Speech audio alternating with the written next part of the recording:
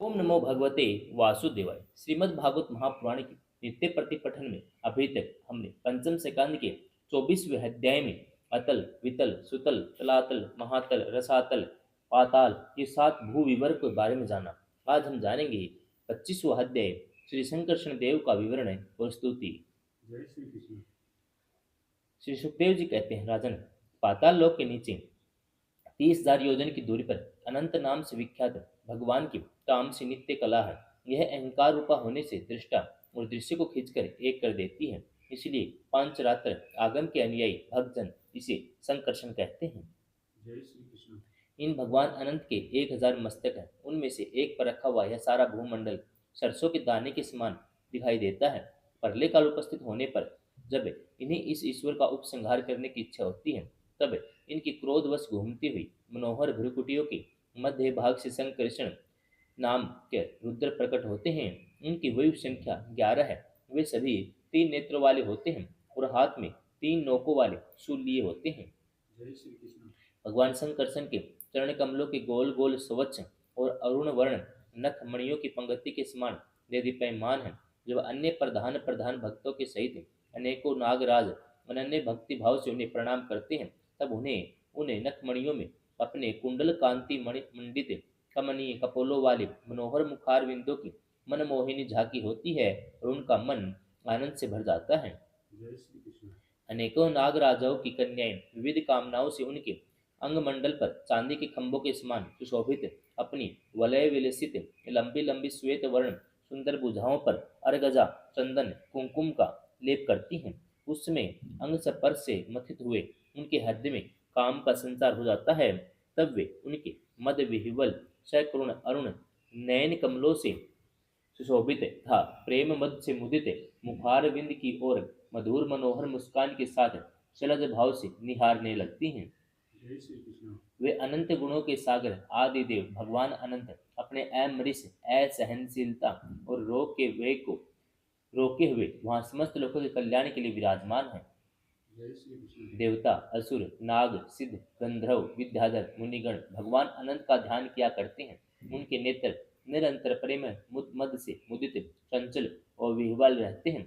वे सुललित वचन अमृत से अपने पार्षद और देवयुत को के संतुष्ट करते रहते हैं। उनके अंग पर नीलांबर, कानों में केवल एक कुंडल जगमगाता रहता है। उनका सुभग सुंदर हाथ हल्की मुठ पर रहता है। वे उदार लीलामय भगवान संकर्षण गले में वैजयंती माला धारण के रहते हैं, जो साक्षात इंद्र के हाथी ऐरावत के गले में पड़ी हुई सुवर्ण की श्रृंखला के समान जान पड़ती है। जय श्री कृष्ण। जिसकी कांति कभी फीकी नहीं पड़ती, ऐसी नवीन तुलसी की गंध और मधुर मकरंद से उन्मत्त हुए भौरे निरंतर मधुर गुंजार करके उसकी शोभा बढ़ाते रहते हैं।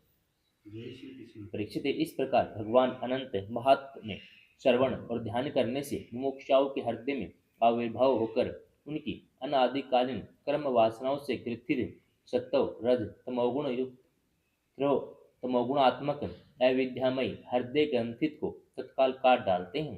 जय श्री कृष्ण। उनके गुणों का एक बार ब्रह्मा जी के पुत्र भगवान नारद जी ने तो मृगंधरों के साथ ब्रह्मा जी की सभा में इस प्रकार गान किया था, जिनकी दृष्टि पड़ने से जगत की उत्पत्ति स्थिति और प्रलय के हेतुभूत तत्व आदि प्राकृत गुण अपने अपने कार्य में समर्थ होते हैं, जिनका स्वरूप ध्रुव अनंत अकृत अनादि अजो अकेले होते हुए भी इस नानात्मक प्रपंच को अपने में धारण किए हुए हैं, उन भगवान संकर्षण के तत्वों को कोई कैसे जान सकता है, जय श्री कृष्ण।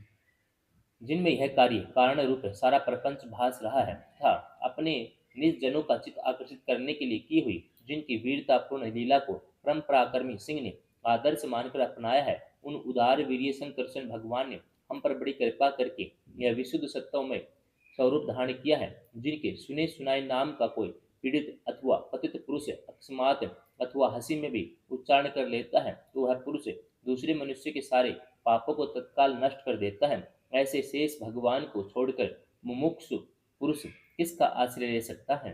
जय श्री कृष्ण। यह पर्वत, नदी, समुद्र आदि से पूर्ण संपूर्ण भूमंडल उन सहस्र शीर्षा भगवान के एक मस्तक पर एक रजह कण के समान रखा हुआ है। वे अनंत हैं, इसलिए उनके पराक्रम का कोई परिमाण नहीं है। किसी के 1000 जीभे हैं तो भी उन सर्वव्यापक भगवान के पराक्रमों की गणना करने का साहस वह कैसे कर सकता है। वास्तव में उनके वीर्य, अतिशय गुण, प्रभाव असीम है। ऐसे प्रभावशाली भगवान अनंत रसातल के मूल में अपनी ही महिमा में स्थित स्वतंत्र हैं। संपूर्ण लोकों की स्थिति के लिए लीला से ही पृथ्वी को धारण किए हुए हैं। जय श्री कृष्ण। राजन, भोगों की कामना वाले पुरुषों की अपने कर्मों के अनुसार प्राप्त होने वाली भगवान की रची हुई ये ही गतियां हैं। इन्हें जिस प्रकार मैंने गुरुमुख से सुना था उसी प्रकार तुम्हें सुना दिया। मनुष्य को परवर्ती रूप धर्म के परिणाम में प्राप्त होने वाली जो परस्पर विलक्षण ऊंची नीची गतियां हैं वे इतनी ही हैं। इन्हें तुम्हारे प्रश्न के अनुसार मैंने सुना दिया। अब बताओ और क्या सुनाऊं। जय श्री कृष्ण। 25वां अध्याय समाप्त। जय श्री